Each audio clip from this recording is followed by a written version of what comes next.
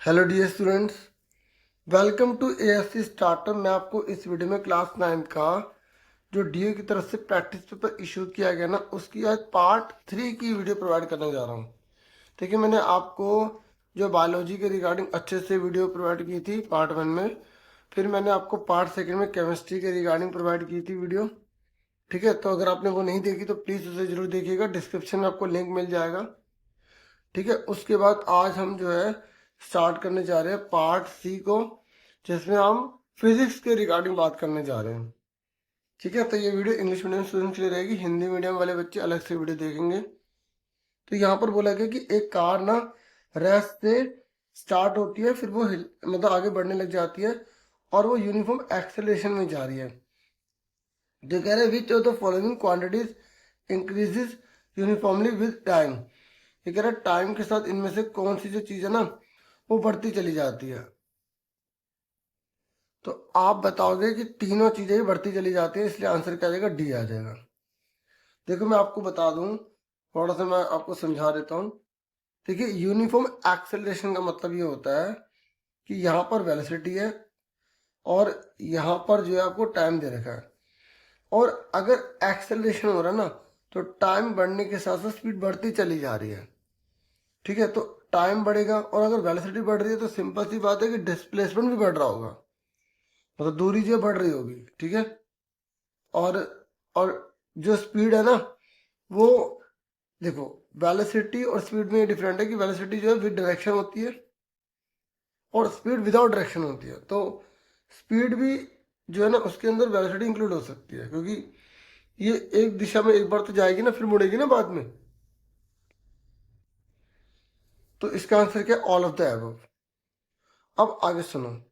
अच्छा एक बार बता दूं, अगर मान लो अगर आप स्पीड अपनी डिक्रीज कर रहे हैं तो इसे रेटार्डेशन कहा जाता है। क्या कहा जाता है, रेटार्डेशन, और ये नेगेटिव हो जाता है। ठीक है, तो ये एक्सेलेरेशन पॉजिटिव होता है और ये डिकलरेशन कहलाता है, रिटार्डेशन कहलाता है, ये नेगेटिव एक्सेलरेशन कहलाता है। तो तीन नाम होते हैं इसके। ठीक है, ये कह रहा है एक ऑब्जेक्ट 2 किलो का है, ओके, और ये कह रहा है उसकी वेलोसिटी 4 मीटर पर सेकंड है, तो उसका मोमेंटम निकालिए। तो देखो आपको फॉर्मूले याद होने चाहिए।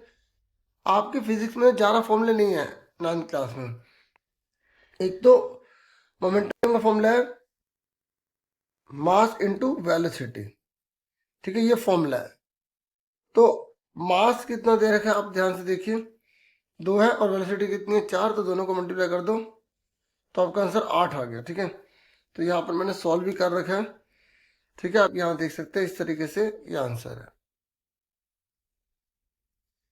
ठीक है, अब आगे सुनो, और कौन कौन से फॉर्मूले हैं इसके अंदर। देखो आपको v equal to U plus A T एक है, ए मतलब एक्सेलेरेशन, टी मतलब टाइम, वी मतलब फाइनल वेलोसिटी, यू मतलब इनिशियल वेलोसिटी।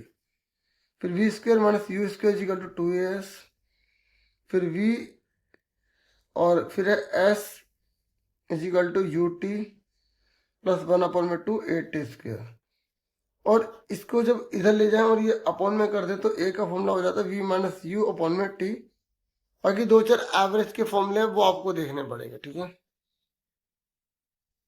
अगर स्पीड की एवरेज निकाल रहे हैं तो डिस्टेंस अपॉन में टाइम ले लो, और अगर वेलोसिटी की एवरेज निकाल रहे हैं तो डिस्प्लेसमेंट अपॉन में आपको टाइम ले लेना। ठीक है, देखो डिस्टेंस और डिस्प्लेसमेंट में आपको डिफरेंट पता होना चाहिए। मैं यहाँ गया, यहाँ गया, यहाँ गया, मान लो ये 4 है, ये 3 है, 4 है, और फिर वापस यहाँ गया, 3 हो गया, तो मैंने इस पॉइंट से ये पूरा एरिया कवर किया, तो मेरी डिस्टेंस कितनी होगी, 4 4 8 9 10 11, बढ़ते 14 हो जाएगी। अगर मैं आपसे डिस्प्लेसमेंट पूछूं तो आप घूमकर वहीं उसी पॉइंट पे आ गए, तो इसलिए डिस्प्लेसमेंट 0 हो गया। तो इस तरीके के क्वेश्चन एग्जाम में आ जाते हैं। अब देखो इधर नेक्स्ट क्वेश्चन है, कह रहे in which case is average speed equal to the average velocity. ये कह रहे एवरेज वेलोसिटी और एवरेज स्पीड कब इक्वल हो सकती है। देखो जब दोनों एक ही डायरेक्शन में हो। ठीक है, तो आंसर इसका क्या आ गया, सी आ गया। ठीक है, अगर दोनों एक ही डायरेक्शन में जा रहे हैं ना तो स्पीड और वेलोसिटी एक ही बात मानी जाएगी। जैसे अगर डिस्टेंस और डिस्प्लेसमेंट, अगर आप एक ही डायरेक्शन में जा रहे हो तो डिस्टेंस डिस्प्लेसमेंट के बराबर होगी। डिस्टेंस कभी जीरो नहीं होती, ठीक है। डिस्प्लेसमेंट जीरो हो सकता है, ठीक है। डिस्प्लेसमेंट की वैल्यू डिस्टेंस से कम हो सकती है लेकिन ज़्यादा नहीं हो सकती। आपको ये याद रखना, ऐसे घुमा के क्वेश्चन पूछ लेता है। फिर नेक्स्ट है, ये कह रहा which of the following is the SI unit of force. मतलब एक क्वेश्चन एसआई यूनिट के रिगार्डिंग आने वाला है, तो फोर्स की एसआई यूनिट क्या है, न्यूटन है। तो इसका मतलब ये हुआ कि आप सारी की सारी एसआई यूनिट जो है वो लर्न कर लो। जैसे मास की एसआई यूनिट क्या होती है, किलोग्राम होती है, ठीक है। मतलब किस में मेजर कर रहे हैं, एक्सेलरेशन की क्या होती है, चाहे रिटार्डेशन आ जाए, डिक्लेरेशन आ जाए, तो उसकी होती है मीटर पर सेकंड स्क्वायर होती है। ऐसी फोर्स की क्या होती है, न्यूटन होती है। मोमेंटम की क्या होती है, मोमेंटम की जो होती है वो किलोग्राम मीटर पर सेकंड होती है। ऐसी स्पीड की क्या होती है, मीटर पर सेकंड होती है। वेलोसिटी की क्या होती है, मीटर पर सेकंड होती है। ये यूनिट से पहचाने जाते हैं। अगर ये लिखा आ गया तो समझो वो मोमेंटम है, ये लिखा आ जाए समझो वो एक्सेलरेशन है। आपको यूनिट से पहचानना है, ठीक है। यूनिट से पहचानना आना चाहिए। ऐसी और भी बहुत सारी होती हैं आपके जो जो कोर्स में, वो आप अच्छे से देख लीजिए। जैसे डिस्टेंस की क्या होती है, मीटर होती है। डिस्प्लेसमेंट की क्या होती है, इसकी भी मीटर होती है, ठीक है। इस तरीके से। तो अब उसके बाद यहाँ पर इन्होंने बोला है कि जब टू इक्वल और अपोजिट फोर्स लगा रहे हैं किसी बॉडी पर, तो नेट फोर्स कितना माना जाएगा, जीरो माना जाएगा। क्योंकि एक तरफ पॉजिटिव लग रहा होगा, एक तरफ नेगेटिव लग रहा होगा, तो दोनों का इफेक्ट क्या हो जाएगा, जीरो। फिर ये कह रहे हैं नेक्स्ट कि वेक्टर क्वांटिटी कौन सी है। देखो वेक्टर उसे कहते हैं जो विद डायरेक्शन होती है, बस इतना याद रख लो, जिसकी डायरेक्शन होती है। तो स्पीड की कोई डायरेक्शन नहीं होती, डिस्टेंस की कोई डायरेक्शन नहीं होती, पाथ लेंथ की कोई डायरेक्शन नहीं होती, वेलोसिटी की डायरेक्शन होती है, इसलिए इसे वेक्टर कहा जाएगा। ये सारे के सारे स्केलर के एग्जाम्पल हैं। जो स्केलर होता है ना, वो विदाउट डायरेक्शन होता है, विदाउट डायरेक्शन। ये दोनों में डिफरेंट भी आ सकता है, स्केलर वेक्टर में क्या डिफरेंट है, ठीक है। एक आप लिख देना कि भाई वेक्टर विद डायरेक्शन होती है, स्केलर विदाउट डायरेक्शन होती है, और बाकी दोनों के एग्जाम्पल दे देना दो दो, ठीक है, बस हो जाएगा। अब ये 32 पे है, यहाँ पर कह रहा है कि असर्शन रीजन वाला है। ठीक है, न्यूटन का जो सेकंड लॉ है ना, वो जो है मेजर करता है फोर्स को, ठीक है। तो यहाँ पर आप बोलोगे बिल्कुल ठीक है, और क्योंकि मोमेंटम इसी के बेस पर बना है, ठीक है। मास इनटू एक्सेलरेशन इसी के बेस पर बना है। ये कह रहा है फोर्स जो होता है ना, वो बराबर होता है मास और एक्सेलरेशन के मल्टीप्लाई करने पर। तो बोलोगे ये भी ट्रू है, तो दोनों ठीक है, रीजन भी ठीक है। तो आप जो इसका आंसर ए बोल दोगे, ठीक है। फिर नेक्स्ट क्वेश्चन है यहाँ पर 33। यहाँ पर कहा जा रहा है, असर्शन रीजन वाला क्वेश्चन है। ये कह रहा है एक बॉडी है जो मूव कर रही है सर्कुलर पाथ में, मतलब गोल गोल घूम रही है और एक ही स्पीड से घूम रही है, ठीक है। तो ये कह रहा है कि इसको बोला जाएगा एक्सेलरेटेड बोला जाएगा, ठीक है। क्या कह रहा है, ये एक्सेलरेटेड बोला जाएगा। फिर ये कह रहा है रीजन ये है कि सर्कुलर जो मोशन होता है ना, only the magnitude of the velocity changes. ये कह रहा है केवल मैग्नीट्यूड जो है ना सर्कुलर मोशन में चेंज होता है। देखो ये तो बिल्कुल ट्रू बता रहा है, लेकिन ये कह रहा है जब सर्कुलर मोशन है तो उसमें सिर्फ मैग्नीट्यूड, उसकी जो मात्रा वो चेंज हो रही है, नहीं ना। जब वो बार बार सर्कल काट रहा है, बार बार सर्कल काट रहा है, तो उसकी डायरेक्शन चेंज नहीं हो रही। ये साफ लिख रहा है कि झूठ बोल रहा है, मतलब फॉल्स है। तो ये सही है और आर गलत है, तो इसका आंसर डी हो जाएगा, ठीक है। क्लियर हो गया आपको? ओ, ए ट्रू है आर गलत है, तो इसका आंसर सी होगा ना, ठीक है। क्योंकि ए में ट्रू लिखा है ना, तो ए ट्रू हो गया और आर ये फॉल्स है, ठीक है ना। तो सी आंसर हो गया उसका। ओके, अब आगे देखो। 34 कह रहे हैं कि एक रनर है, वो कंप्लीट राउंड लगाता है सर्कुलर ट्रैक का, उसकी रेडियस 70 दे रखी है। ये कह रहा है आपको डिस्टेंस और डिस्प्लेसमेंट निकालनी है यहाँ पर। देखो तो ये सर्कुलर है, इसकी रेडियस 70 दे रखी है, ठीक है। आपसे बोला गया डिस्टेंस निकालिए, आप लिखोगे डिस्टेंस। तो वो कैसे डिस्टेंस निकालनी है, क्योंकि यहाँ लिखा है कि जो रनर है ना वो राउंड लगा रहा है, यानी कि ट्रैक पर इधर घूम रहा है ऐसे। तो ये क्या कहलाती है, सरकमफ्रेंस कहलाती है। तो सरकमफ्रेंस का फॉर्मूला क्या होता है, 2πr होता है। तो 2 मल्टीप्लाई में पाई के लिए 22/7, आर कितना 70, 7 10 जा 70, तो ये हो गया 440। अब यहाँ पर किस में दे रखा है, ये दे रखा है इन्होंने, आप देखेंगे ये मीटर में दे रखा है। तो अगर मीटर में है, अब आ जाओ डिस्प्लेसमेंट। अगर डिस्प्लेसमेंट दे रखा है तो आंसर लिख दोगे 0। क्यों, क्योंकि वो वहीं पर घूम के वापस आ गया ना। तो मैंने क्या कहा था, डिस्प्लेसमेंट होता है शॉर्टेज डिस्टेंस, ठीक है। मैंने आपको इसके रिगार्डिंग वीडियो भी प्रोवाइड किया, आपने वो देखा होगा, ठीक है, नहीं तो देख लेना, ठीक है। प्लेलिस्ट में जाके चेक कर लेना, दूरी चैप्टर 8 की। और ये क्या, विस्थापन, ठीक है। उसके बाद आगे देखो, तो ये हो गया हमारा, ठीक है। ये आप यहाँ पढ़ सकते हैं। उसके बाद नेक्स्ट है, आपको दोनों में से एक करना है। देखो ये कह रहा है, when a swimmer pushes water backward he moves forward. ये कह रहा है जब एक तैराक, देखो आपको ये लो बताया, लो ऑफ मोशन कौन सा है। ये कह रहा है जब एक तैराक पानी को पीछे की ओर धक्का मारता है तो आगे बढ़ता है, ठीक है। तो एक्सप्लेन करो ऐसा वो क्यों करता है। तो आप यहाँ बता दोगे कि ये थर्ड लॉ मोशन की वजह से ऐसा होता है कि हर एक्शन का अपोजिट इक्वल रिएक्शन होता है, ठीक है। तो आप ये लिख देंगे, ठीक है। Swimmer pushes water backward, water pushes him forward, Newton third law motion, बस इतना सफिशिएंट है। नहीं तो आप लिख सकते हो every action has opposite equal reaction, अगर और आप ऐड करना चाहते हैं तो, ठीक है। फिर ये कह रहा है कि अगर फोर्स 10 न्यूटन का है, तो देखो फोर्स कितना है, 10 न्यूटन का। और यहाँ पे आपको एक्सेलरेशन दे रखा है 2 मीटर/सेकंड स्क्वायर। देखो यूनिट से पहचाना करो वो क्या है, ये यूनिट लिखिए तो ये क्या है, ए है। ये कह रहा है इसका मास निकालिए।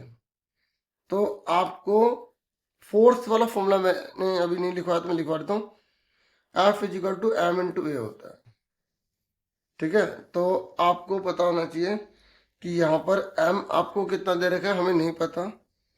a कितना है 2, f कितना है 10। वो जो मोमेंटम के हिसाब से बताया था ना फॉर्मूला, वही आपको अप्लाई करना है। तो 2 इसको अपॉन में ले गए, तो ये कितना होगा 2×5=10। तो m कितना आ गया यहाँ पर 5 आ गया, ठीक है। फोर्स के लिए मास इंटू एक्सलेशन लगाना, ठीक है। और मोमेंटम होगा तो P=mv लगाना, ठीक है। अब आगे सुनो, ये कह रहा है आपको डिफरेंस बताना यूनिफॉर्म लीनियर मोशन में और यूनिफॉर्म सर्कुलर मोशन में क्या डिफरेंट है। तो देखो मैंने सिर्फ एग्जांपल के तौर पर थोड़ा सा लिख दिया है, आप उसे पढ़ सकते हैं।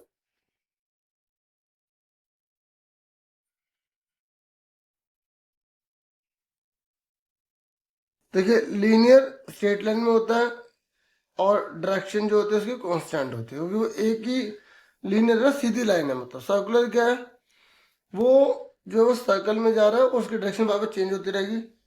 लीनियर में कोई एक्सेलरेशन नहीं है, ठीक है, लीनियर मोशन है। और सर्कुलर में एक्सेलरेशन पाया जाता है, ठीक है। ये आप आराम से डिफरेंस बता देना, ठीक है, ओके। देखिए उसके 37 है, क्रिकेटर है, वो बैट से बॉल को मारता है, जो स्पीड और जो डायरेक्शन है ना बॉल की वो चेंज हो जाती है। तो ये कह रहा है आपको बताना यहाँ पे लो कौन सा यूज हुआ है, ठीक है। और एक्सप्लेन करना है कि वेलोसिटी में जो चेंज हो रहा है ना बॉल की, उसको बताना है इसके बारे में। और ये कह रहा है क्या होगा अगर ग्रेटर फोर्स अप्लाई किया जाएगा बॉल पर, तो क्या होगा। पहले तो आपको बताना है कि कौन सा यहाँ पर लो है। तो देखो यहाँ पर मोमेंटम हो रहा है, किसी की स्पीड बढ़ रही है, तो वो कौन सा हुआ, सेकंड लो मोशन हुआ, ठीक है। ज्यादा फोर्स लगेगा तो वेलोसिटी में ज्यादा चेंज आएगा, तो ज्यादा एक्सेलरेशन होगा। ठीक है, और उसे हम एक्सेलरेशन कहेंगे, क्योंकि वेलोसिटी में चेंज होना अगर पॉजिटिव है, वेलोसिटी बढ़ रही है, तो उसे हम एक्सेलरेशन ही कहते हैं। ठीक है, ये आप नोट करना चाहो तो आप नोट कर सकते हैं। ठीक है, साइकिल लॉ मोशन आपको खुद पहचानना पड़ेगा, क्योंकि एग्जाम में नया क्वेश्चन बनकर आएगा। ठीक है, उसके बाद यहां पर आप देखेंगे, ये हो गया।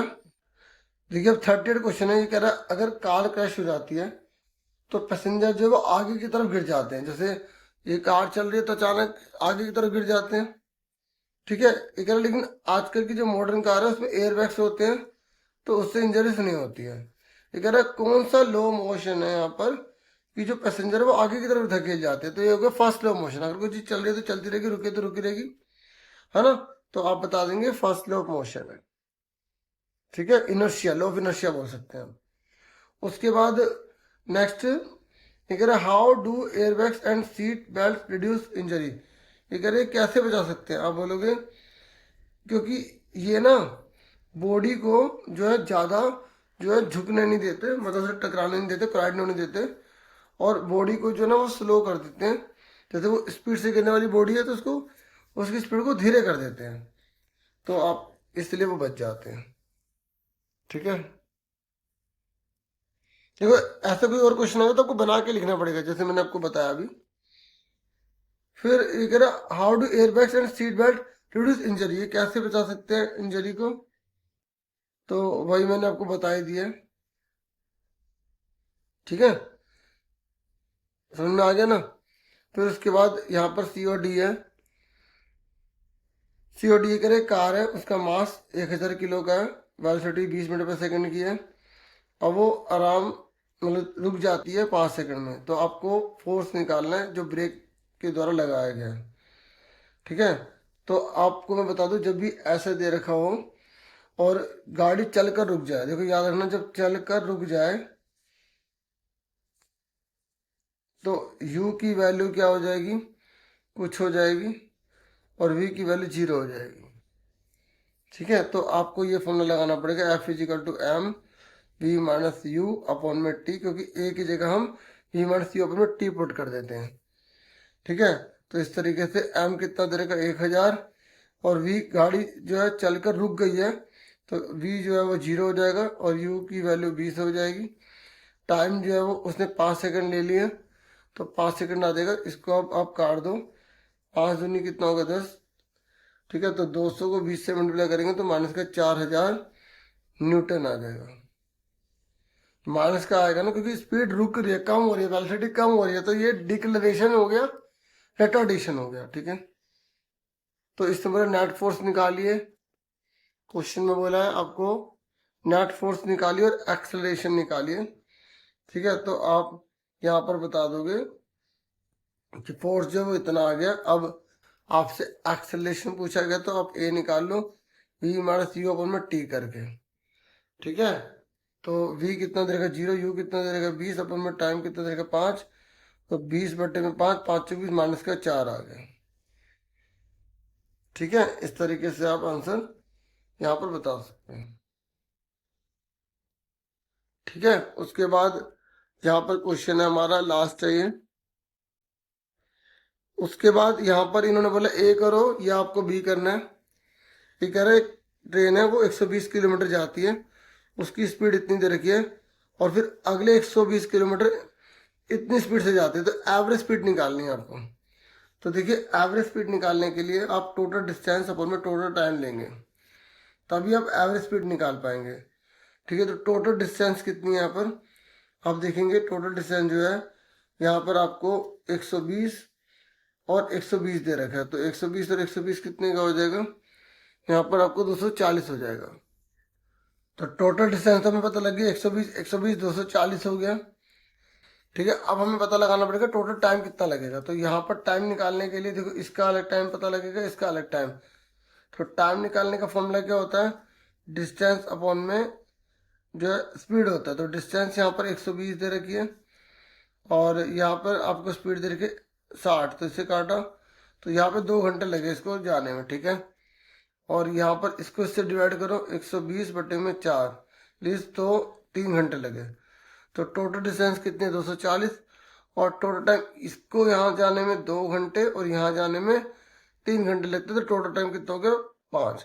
तो 5 से इसे काट दो, 5 चौक 20, 5 40, तो 48 जो है यहाँ पर मीटर पर सेकंड इसकी एवरेज स्पीड आ गई किलोमीटर पर आवर। देखो किलोमीटर पर आवर में लिखा है, तो हम किलोमीटर पर आवर में लिखेंगे, ठीक है, ये आपको ध्यान में रखना है। ओके, फिर इसने बोला है, अब देखिए इसका सेकंड पार्ट है, यहाँ बोला गया कि आपको यूनिफॉर्म और नॉन यूनिफॉर्म मोशन में डिफरेंस बताना है, एग्जाम्पल भी देना है। तो आप बोलोगे यूनिफॉर्म जो मोशन होता है उसमें इक्वल डिस्टेंस इक्वल टाइम में कवर की जाती है, जबकि इसमें ऐसा नहीं होता। बाकी अब एग्जाम्पल दे दो, जैसे पहले 2 किलोमीटर आप 2 घंटे में गए हो और अगले 2 किलोमीटर भी आप 2 घंटे में गए हो, ठीक है, या अगले 3 किलोमीटर 3 घंटे में गए, तो एवरेज तो एक एक निकलेगा ना, तो इसे बोलेंगे यूनिफॉर्म। बाकी इसका कुछ भी एग्जाम्पल दे दो कि पहले 2 किलोमीटर 6 में, फिर अगले 2 किलोमीटर 5 में, तो कोई भी आप एग्जाम्पल दे सकते हैं। देखिए थर्ड है, ये कह रहा है what is the quantity which is measured by the area occupied below the velocity time graph. तो वेलोसिटी टाइम ग्राफ जैसे मान लो मैंने ये बनाया, तो ये कह रहा है इसके द्वारा जो एरिया ऑक्यूपाइड किया जाता है वो किसको मेजर करते हैं, तो आप बोलोगे डिस्टेंस को, ठीक है, या डिस्प्लेसमेंट को आप लिख सकते हो। देखिए अब बी वाला करवा रहा हूँ, ये कह रहा है एक बस है वो स्टार्ट होती है रेस्ट से, फिर वो चलने लग जाती है और उसका एक्सेलरेशन इतना दे रखा है। देखिए मैं आपको बता दूं, जब बस स्टार्ट हो रही है और फिर वो चलने लग रही है तो u 0 होगा और v कुछ ना कुछ जरूर होगा, अभी हमें पता नहीं कितना होगा। हमें एक्सेलरेशन दे रखा है 0.1 मीटर पर सेकंड स्क्वायर। याद रखना यहाँ पे मीटर पर सेकंड स्क्वायर में है, तो हर चीज मीटर पर सेकंड स्क्वायर में होनी चाहिए। फिर हमें बोला कि उसने ये वाली स्पीड एक्वायर कर ली है, तो देखो जब गाड़ी रुककर चल रही है तो ये वैल्यू दे रखी है, तो ये 36 इसी की वैल्यू होगी, पर ये किलोमीटर पर आवर में है, तो इसको आपको मीटर पर सेकंड में बदलना पड़ेगा। और मीटर पर सेकंड बदलने के लिए आपको क्या करना पड़ेगा, किलोमीटर को मीटर में बदलने के लिए 1000 से मल्टीप्लाई, आवर को सेकंड में बदलने के लिए 2 पर 60 लिख देंगे। तो आपने फॉर्मूला याद किया होगा 5/18 वाला, जब किलोमीटर पर आवर को मीटर पर सेकंड बदलना पड़ता है तो 5/18 से मल्टीप्लाई कर देते हैं, तो 2 जीरो कट गई, फिर 6 से कट गया, 6 से 36, 6 से कट गया तो यह 10 आ गया, तो 10 मीटर पर सेकंड आ गया, ठीक है। तो हमें यू पता लग गया, हमें बी पता लग गया, ए पता लग गया। अब हमसे पूछा क्या है, इसने पूछा टाइम पता लगाइए, तो फॉर्मूला हम लगा देंगे a is equal to v minus you upon में टी वाला, ठीक है। ए हमें दे रखा 0.1, वी हमें पता लग गया ये 10 आया हमारा, यू हमें 0 दे रखा, टाइम हमें पता नहीं है, तो क्रॉस मल्टीप्लाई कर दो, इसको इससे मल्टीप्लाई कर दो, तो 0.1 टी इज इक्वल टू 10, तो टी इज इक्वल टू 10, ये 0.1 अपॉन में चला जाएगा, तो पॉइंट हट गया, ऊपर 0 आ गई, तो नीचे आ गया 100/1, तो आ गया 100 सेकेंड। अब इसको आप मिनट में बदल दो, तो 60 मिनट में जो है आपको पता है 60 सेकंड में 1 मिनट होता है, तो 1 मिनट 40 सेकंड आ गया, ठीक है। इस तरीके से आपको क्वेश्चन करना था। उसके बाद अच्छा ये हिंदी मीडियम अभी बाद में, ठीक है, इंग्लिश मीडियम आपको मैं सिखा रहा हूँ। तो फिर इन्होंने बोला कि which type of the motion is represent by the straight line inclined to the time axis on a distance time graph. अगर स्ट्रेट लाइन इंक्लाइंड हो रहा है ना और डिस्टेंस टाइम ग्राफ है, तो आपसे पूछ रहे हैं कि किस प्रकार का मोशन माना जाएगा, यूनिफॉर्म माना जाएगा, नॉन यूनिफॉर्म माना जाएगा, तो आपको उसके रिगार्डिंग बताना है। देखिए नाम में आंसर है, उन्होंने पहले बोल दिया कि स्ट्रेट लाइन है तो यूनिफॉर्म, आप बोल दो यूनिफॉर्म मोशन है, ठीक है। और ये इसने नहीं बोला कि एक्स एक्सिस के पैरेलल है, अगर वो एक्स एक्सिस के पैरेलल बोलता तो वो 0 हो जाता। लेकिन नेगेटिव एक्सेलरेशन क्या होता है बोलोगे, जब चेंज इन वेलोसिटी नेगेटिव हो जाती है, जब स्पीड जो है या वेलोसिटी जो है वो डिक्रीज होने लग जाती है, क्या होने लग जाती है, डिक्रीज होने लग जाती है, तो वो क्या हो जाता है, नेगेटिव जो है ना एक्सेलरेशन हो जाता है, या यूं कहें कि डिक्लेरेशन हो जाता है, ठीक है।